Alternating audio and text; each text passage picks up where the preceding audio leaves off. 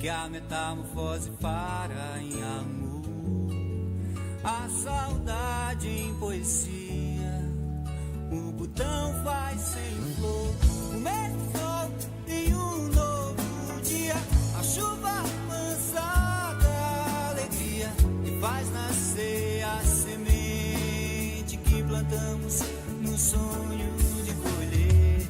O mesmo sol em um novo dia, a chuva mansa da alegria que faz nascer a semente que plantamos no sonho de colher. Tudo que a vida tem a nos oferecer.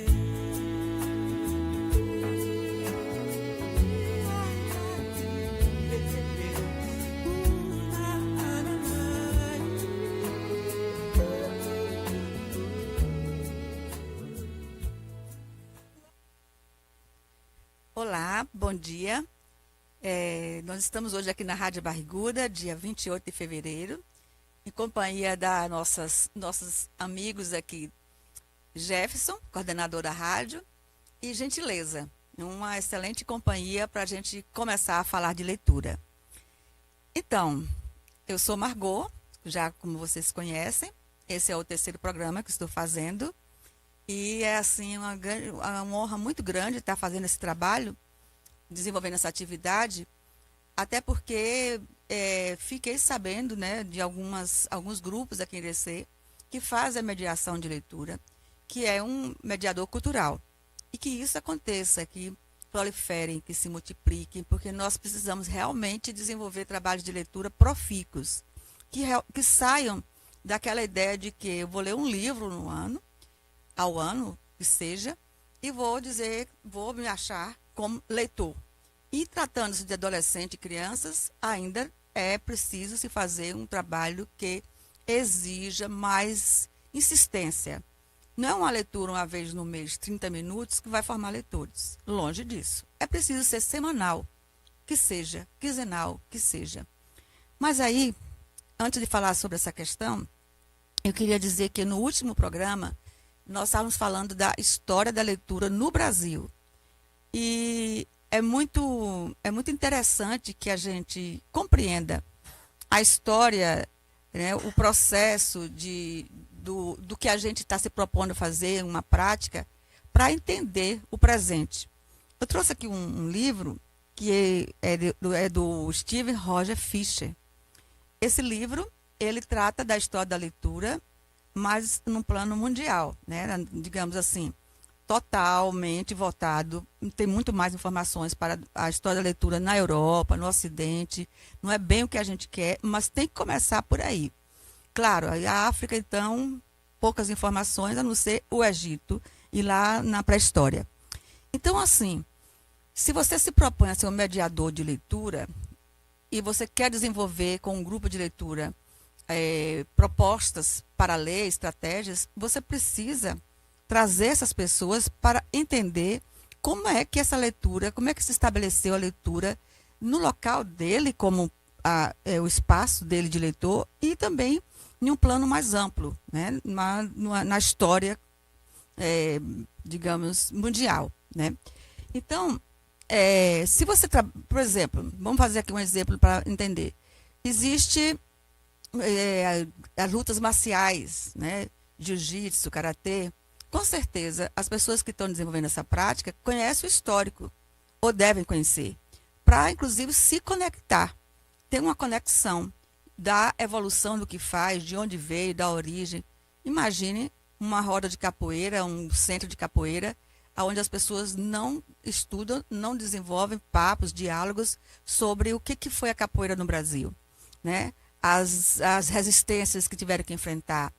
Essas questões, elas fazem com que haja uma relação de pertinência ao que se faz.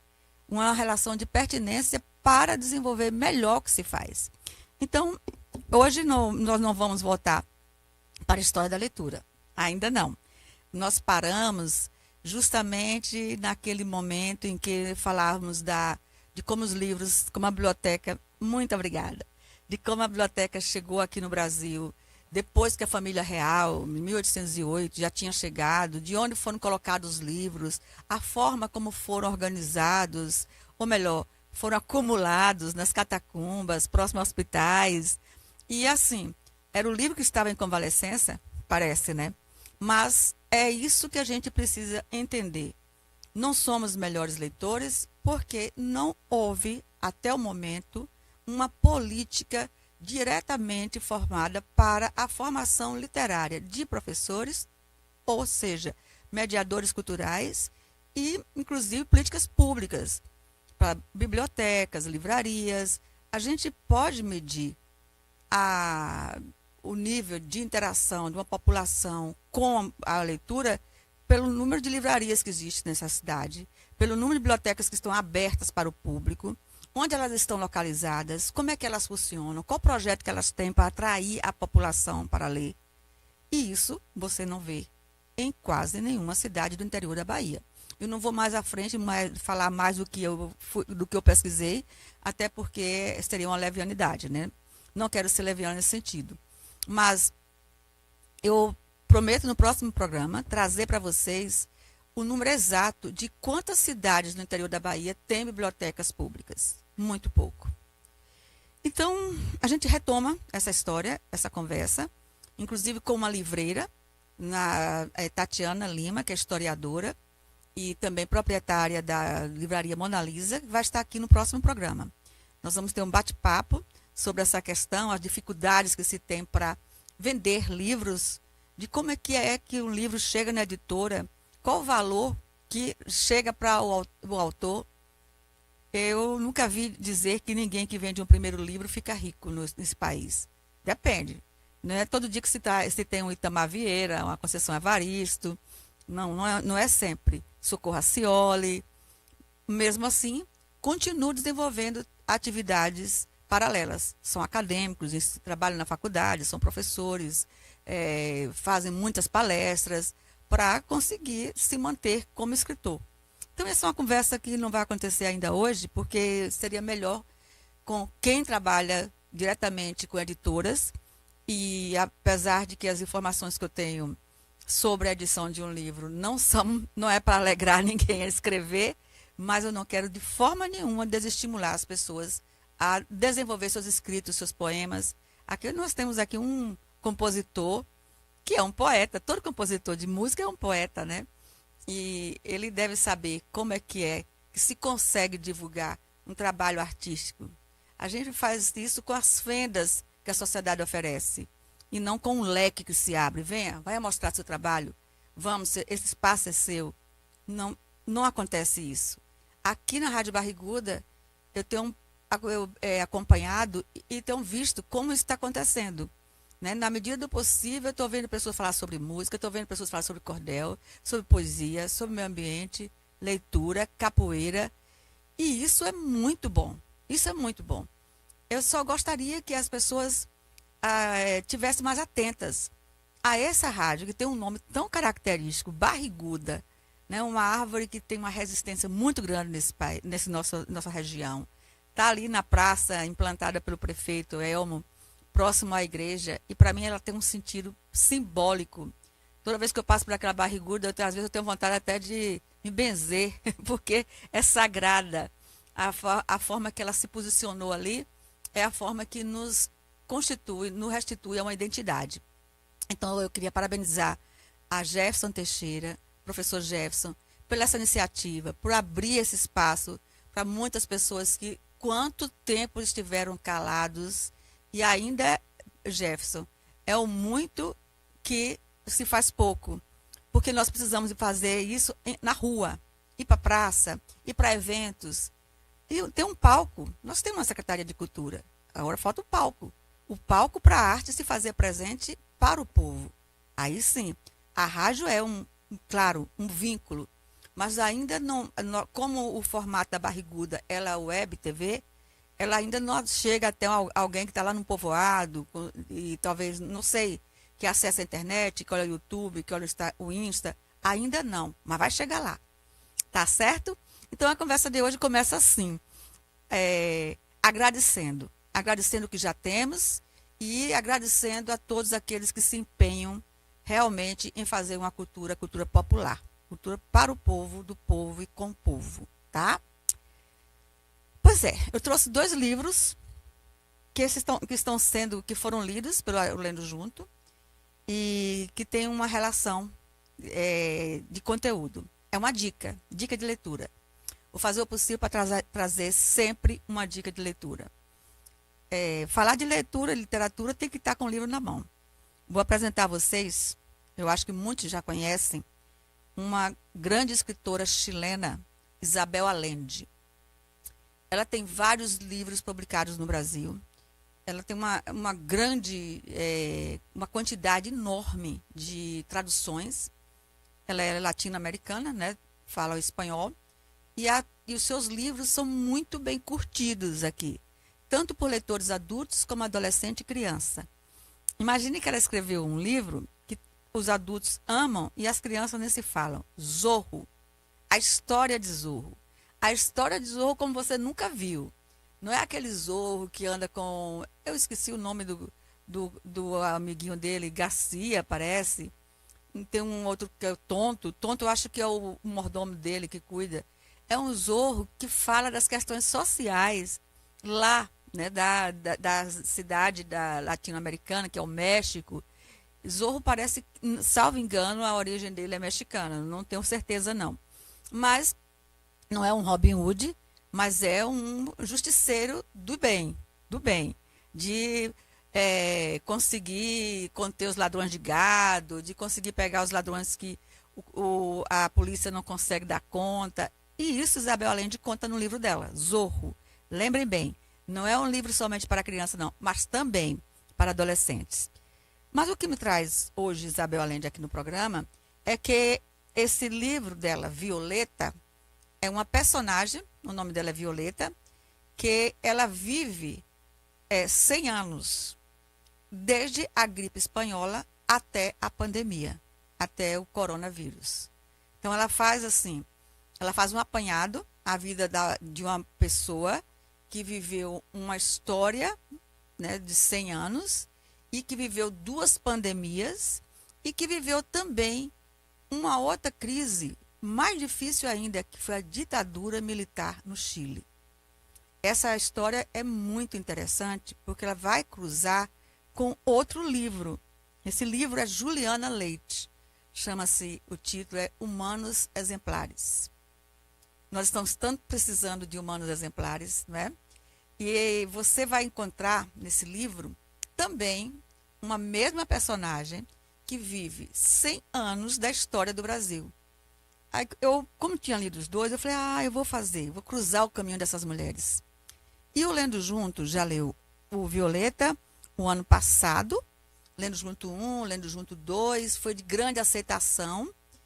Salvo engano, até os clássicos também, que são 3 grupos, acabaram lendo também.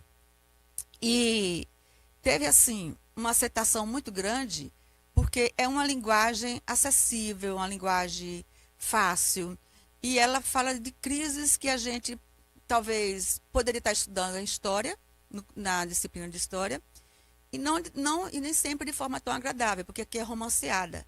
Então ela fala da Grande Depressão, da crise do café, né? Ela vai lá, passa pela Colômbia, fala do Brasil. Vocês não imaginam o que foi a crise do café aqui no Brasil, de queimar café na rua para que você pudesse ter um preço, né, da alta, né, no preço. E na verdade, esse livro é uma longa carta. Ela faz uma carta dirigida ao neto dela e vai contando tudo o que viveu. Os casamentos, 2 casamentos, relacionamentos abusivos, um filho que é expatriado, que vai embora do Chile, porque na época que Salvador Allende, que foi o primeiro presidente socialista da América Latina, não estamos falando de Cuba, Cuba é América Central. Ela fala desse período lá no Chile, que as pessoas tiveram que deixar o país, como aqui no Brasil também. E o filho vai embora para a Alemanha. Fala de uma filha que se perdeu para as drogas, cocaína, heroína, drogas fortes, pesadas, e que ela tem que resgatar essa menina lá em Los Angeles, na Califórnia. Então, é um filme, é um livro que parece ser um seriado. Daria um seriado, viu, Jefinho? Então, é, ela chega às fronteiras do nosso continente sul-americano e vai também para os Estados Unidos. E lá nos Estados Unidos, o que, que é ser um latino-americano? Isabel Allende fala isso com muita propriedade, porque ela é uma pessoa que hoje vive na Califórnia e foi para os Estados Unidos em um período que estava fugindo também da ditadura militar.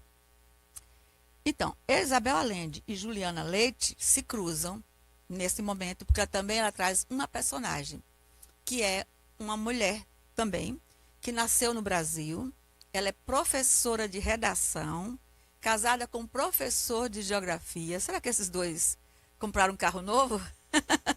Não compraram, não. Tinha um carro que só andava dando prego na rua, mas eles tinham um carro, parece que era um Corcel. Aqueles sabem como é que era o carrinho deles. E o professor era Vicente, professor de geografia. Na época da ditadura militar, usava o cabelo black power, andava com bolsa de couro, chinelos de couro. Teve algum pane? Ou estamos... Tá.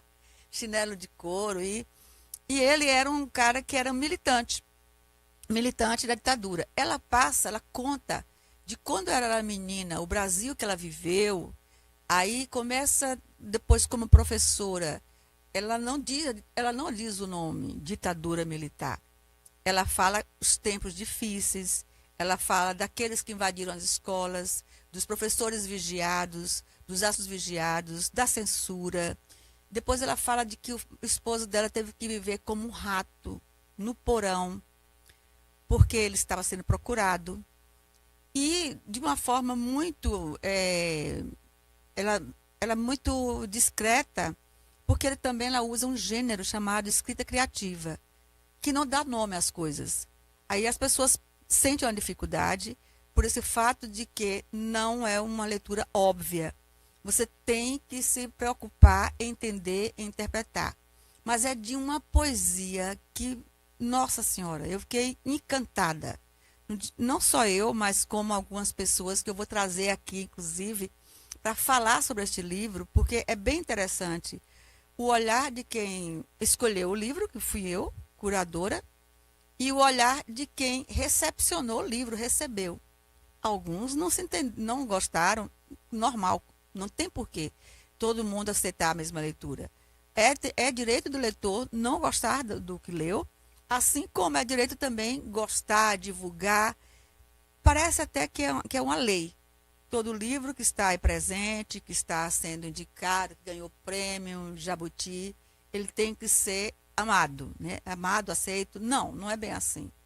Mas vale a pena a gente falar do que às vezes seja difícil para algumas pessoas ler. Ler fácil, interpretar não é. Interpretar é complicado. Até uma fala da gente pode ser mal interpretada, né, Jefinho? Nas melhores intenções.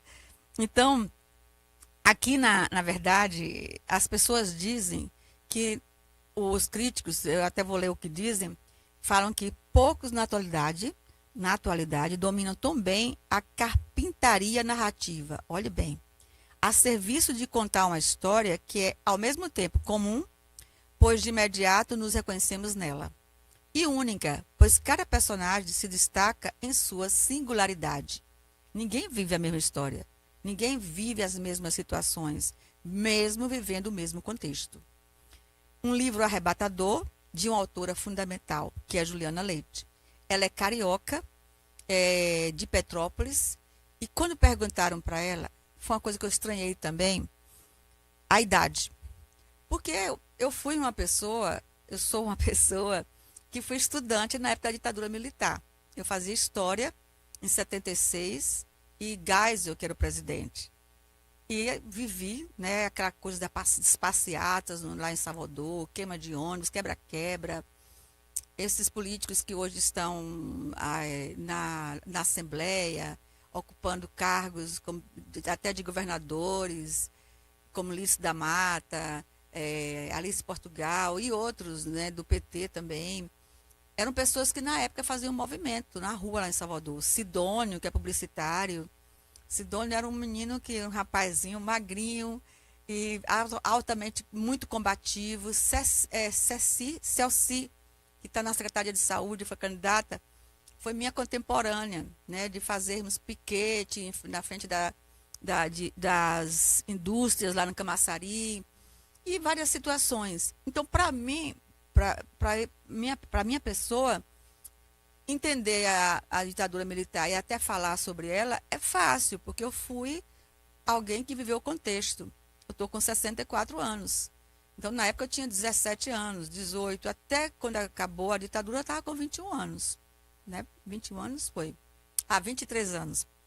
Então, essa menina tem 37 anos. Ela hoje está com 37 anos. Mais nova que um dos meus filhos. Eu fiquei impressionada. Como que alguém pode fazer uma pesquisa bibliográfica e, segundo ela, testemunhos? Como temos testemunhos, né? De pessoas que passaram por esse período aqui no país.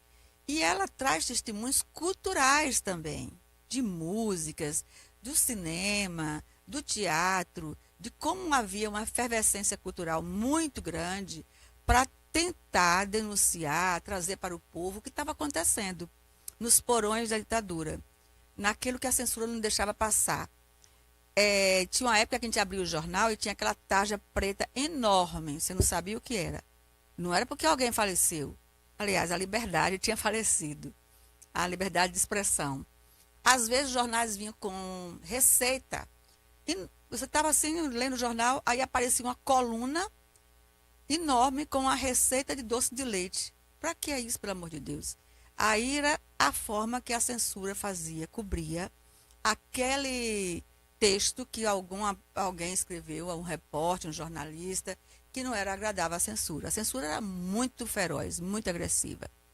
Então, assim, fica a dica para a leitura desses 2 livros, lembrando que nesse primeiro livro, aliás, no segundo livro de Juliana Leite, aqui vai se referir sempre à velha. Ela vai falar sempre de uma personagem que chama-se a velha, porque é uma senhora que está contando a história. Ela é a testemunha da história que ela viveu e trata-se de assuntos como homofobia, como a questão de não ter casa própria, da sexualidade entre idosos, coisas que são vistas como tabu. É um livro realmente impressionante, tá? E também de filhos que saem do país, que vão embora, do chamado ninho vazio, tudo é tratado aqui, da solidão, da velhice e da morte. Ela trata muito bem. O que é menos tratado em Isabel Allende e que é mais forte os vínculos com a história. Feito isso, eu acho que dá para a gente já interagir. Já dá? Já, sim. Marco, é muito bom. Eu quero fazer aqui as palavras de Ilma, que está ali do lado, professora Ilma, que está dizendo que ouvir você é incrível. E que não cansa, né? Não cansa, a gente quer sempre ouvir mais. E ela está aqui parabenizando a Barrigudo Web TV. Obrigado, viu, Ilma? Você é parte disso aqui, tá? Você é parte dessa construção. Obrigada. Ela está ali do lado, é parte dessa construção aqui e ela nos contava. O professor Elismarcos Neves, que é o nosso professor de geografia, ele está ali parabenizando e dizendo que concorda que a cultura tem que ser mais vista, ou mais mostrada, ou mais evidenciada.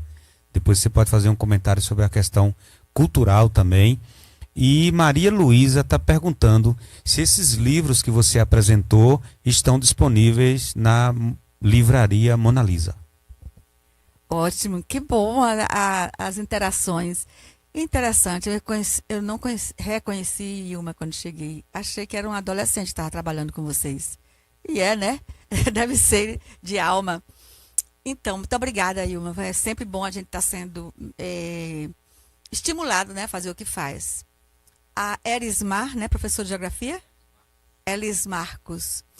Pois é, Elismarco, o que eu quis dizer não é uma crítica, né, assim, direcionada a ninguém e nem ao trabalho do que se faz aqui em Irecê. É algo que eu sempre fiz em todos os momentos, em todos os espaços. Não é uma coisa aqui de Irecê, é do Brasil, é do interior das cidades, é do nosso Nordeste. Alguns locais estão se avançando muito nesse propósito. Mas, assim, cultura não é difícil de se fazer. É só você entender que é preciso abrir um espaço, porque os artistas estão aí. pululando, como dizem. Existe, a Querecer é um celeiro de pessoas com talentos, em todos os sentidos. Esse dia eu estava comentando de como que a Querecer, vários jovens, até criança, têm alcançado troféus na arte marcial, jiu-jitsu, karatê, capoeira, e agora começou a ter também um boom de escritores e escritoras. Ivânia Rocha, Estácio o nome dele, sim. Estácio Dourado, que escreveu Crônicas, né? Eu participei do lançamento do livro dele. Poetas, historiadores, Jackson Rubens, né? Que é uma pessoa que não fez história, mas é quem faz a história de Irecê. A gente tem que tirar o chapéu, que nós historiadores, eu, Nelma Cristina, Tatiana, os mais antigos, não vou dizer dos mais novos, não. Deveríamos ter tido essa iniciativa, mas talvez não podíamos fazer porque tínhamos atribulações, casa, família, trabalho, e Jackson Rubens o fez de uma forma muito legal, né? Mesmo que a gente precise rever algumas questões naquelas obras, que seja, é ótimo. Todo o trabalho, principalmente quando se trata de trabalho de história, ele está ali aberto para que haja uma evolução, né? Uma melhora dentro daquelas pesquisas que se faz. Toda pesquisa de historiador, realmente, é uma pesquisa bibliográfica que vai pegando outros contornos a partir daquele que você viu. E eu vejo o Jackson Rubens como uma pedra fundamental para a gente tentar ir mais adiante. Então, eu acho que a cultura precisa realmente se tornar mais evidente, trazer mais eventos que possibilite as pessoas estarem falando, fazendo, mostrando, exposição de peças de arte, de quadros, né? As linguagens são muito amplo, não dá para nem listar aqui o que nós temos de pessoas com capacidades artísticas, né, diversas, e que é somente precisa somente de um momento para melhor expor o que se faz, para estar aparecendo. Tem que aparecer. Cultura tem que aparecer, né? Não é uma coisa para se guardar. É bom o que vocês já estão fazendo, é ótimo, né? Até porque nós não tínhamos ainda nada tão parecido, tão interessante, mas quem sabe se abrir para uma discussão com pessoas que são mediadores culturais na cidade. Tem muitos mediadores culturais, os que fazem rádio, os que escrevem jornais, os que fazem mediação de leitura, são mediadores culturais. Fotografia, pinturas, é um círculo grande. Eu conheço pessoas que usam material para reciclar e fazem peças. Keké, o nome dele é Keké, é um cabeleireiro e um artista, e é também professor de judô. E ele faz peças, ele traz material de computação, mouse, digamos assim, material eletrônico que é difícil de se reciclar. Sim. E transforma em objetos lindos, bicicletas, motos, carros. É uma pessoa que eu sempre falo, cadê seu trabalho? Por que você não mostra esse trabalho? Então, é só um exemplo e também uma forma de chamar essa pessoa para frente, né? Chegando. E assim, vou falar novamente, não quero deixar isso aqui como crítica, e sim como uma pessoa que quer contribuir, quer integrar, quer fazer. Uma coisa é você só falar e se mandar, outra não, é fazer, e eu faço. Eu sou mediadora cultural e estamos com o Lendo Junto, um grupo que já tem 4 anos, tem mais ou menos 70 mulheres envolvidas, e dentro desse grupo tem 2 mediadoras, que é a Ivânia Machado, que tem um coletivo Somos Leitoras, que ela também é do Lendo Junto, entrou recentemente, foi um grande prazer para a gente. Danusa, que é advogada, administradora, cantora, artista, canta também, que tem Leitoras da Toca Velha, em Central. Danusa Ribeiro. Isso, Danusa Ribeiro. Nome bonito, né? Como artista. Que também vou trazer aqui para falar do Toca Velha, do que ela faz, do que ela está pretendendo fazer. E como todos nós, a dificuldade é grande. Eu sei que vocês também sentem. vocês que estão na cultura. Mas a gente se juntando, a gente vai mais longe, né?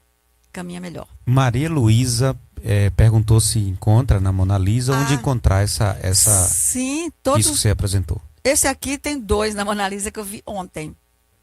E Violeta também tem, se não tem, tem um. Até quando eu vi tinha um, porque eu dei de presente a uma pessoa, eram 2. Tem um, se não vendeu, tá? Mas é possível encontrar lá, tá certo? E fala o seguinte, eu vou pedir permissão hoje aqui à dona da Mona Lisa, e a primeira pessoa que chegar lá hoje para comprar esse livro aqui de Juliana Leite vai ter 20% de desconto. Diz que foi Margot do Lendo Junto que mandou, tá bom? É um bom desconto. E pode ser o professor Jefferson também? Pode. Esse eu vou comprar. Então pronto, vai ser o primeiro. É isso. Muito obrigada, Jefinho. Obrigada, gentileza, pelo apoio. E estaremos aqui na próxima quarta-feira, no mesmo bate-hora, bate-local. Tchau, tchau. Barriguda Web TV.